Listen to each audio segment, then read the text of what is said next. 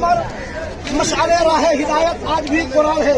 حضرات محترم، آپ دیکھ رہے ہیں اس وقت رضا اکیڈمی کا یہ کاروان تحریک عظمت قرآن شہنشاہ سمندر حضرت حاجی علی بخاری رحمۃ اللہ علیہ کی بارگاہ میں حاضر ہے.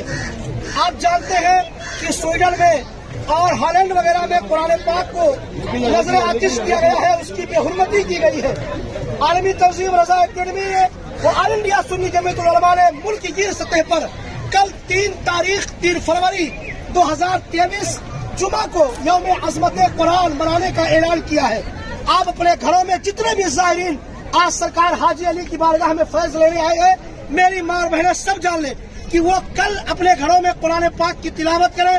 اس کے بعد مساجد، مدارس اور خانقاہوں میں بھی قرآن پاک کی زیادہ سے زیادہ تلاوت کر کے سویڈن کو یہ بتانا ہے کہ مسلمان کل بھی قرآن سے محبت کرتا تھا، آج بھی کرتا ہے، اس وقت قیامت تک قرآن سے محبت کرے گا انشاءاللہ.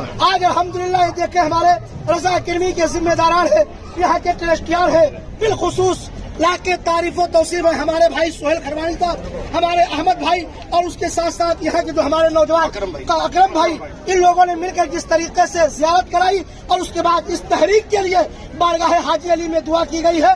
انشاءاللہ تبارک و تعالیٰ کل آپ حضرات یوم عظمت قرآن منا کر کے بتا دیجیے گا، قرآن ہماری جان ہے، ہم اپنی جان دے سکتے ہیں مگر قرآن پر آنچ آ جائے یہ برداشت نہیں کر سکتے ہیں.